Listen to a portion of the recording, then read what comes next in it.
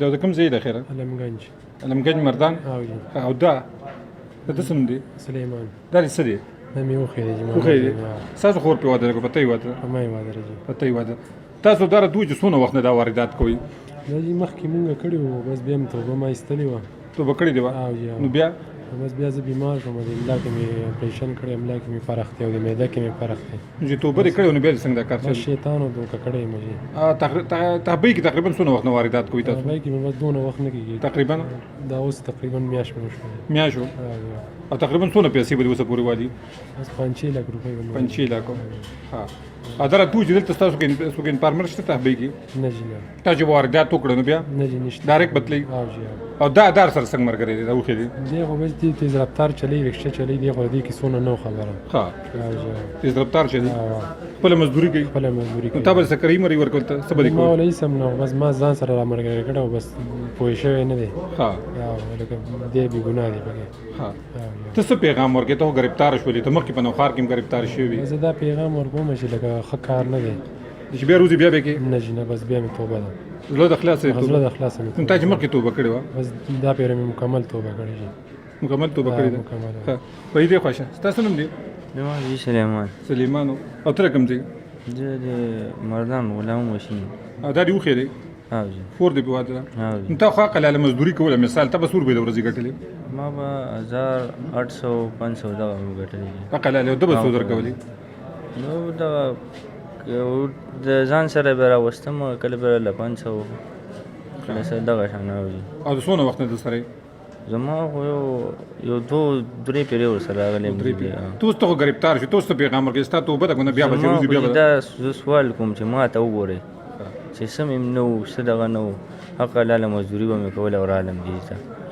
دین ته وګورئ چې دا شیونه ښه شي نه او دا تیز رفتار د خپلو نه جي په کښتونو دي نو تا کې خسور ستار کې خوشاله وي ته ولې غلط دغه ترالي بس سړی د خپل قسمه نه څه خبرې دي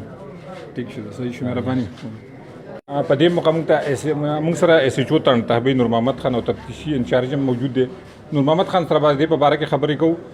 چې مطلب ډیر اهم کیس ټریس کو دا تقریبا زما د علم مطابق د 2-3 کال خبر روان 2015 کې یو ملزم دلته گیر شو تحبی پولیس والے نیولو او 15 کال پس بل ملزم گرفتار شو دې په باره کې نور محمد خان سره خبرې کوو چې هغوی خلکو له پیغام ورکوي چې خلک څه احتیاط کوي او دې په باره کې سوچ به ای روز دا واردات کی خلکو له څه احتیاطي دغه پکار دی ول ټول ذمہ د پولیس جوړېدل نه دی پکار نور محمد خان تاسو ډیره مهرباني دا خو د ډیر مدیر راځي تقریبا د 100 کالو نه دا واردات کیږي او دا کمپلینټونه براتله چونکې دا ګروپ ګریدون او دا کسان خو مخکې نوخار او مردان کم دغه شوي دي کم چې مخکې واردات شو هغه دیو کلیر کړي اوس پرون نابل ورځ دغه شان سار وختي داسې تقریبا 9:30 بجې ټیم چې دیو ای ټي ایم د تانې ته مخامخ هغه بینک دی ایچ بي ایل او هلته اطلاع وشوله چې جګړه ده او څه کسان دي وینیوله موږ ورمنډې کړې کسان موږ کابو کړله او تانې ته م راوسته دیو چې انټاروګیشن موږ وکړو موږ سره چې څونه کمپلینټونه راغلي نو هغه تقریبا ډېر زیاتو تقریبا 12 لک روپو پورې موږ سره د دې خلکو کمپلینټونه پراته چې دونه پیسې دی والي د هغې متعلق موږ دیو انټاروګیټ کړه او باقاعده هغه ریکور انتې وکړله نور محمد خان تاسو عوام له پیغام ورکول یوه د پولیس ذمہواري ده د خلکو حفاظت د مال جان کنه د خلکو هم څه ذمہواري شته دی دغه خو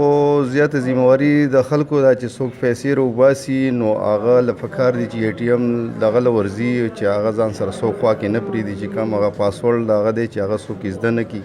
او خپل کارت چاله نه ورکوي کارډ هم نه ورکوي او پاسورډ د چا مخکې دیو نه ډایل کوي او دغه شان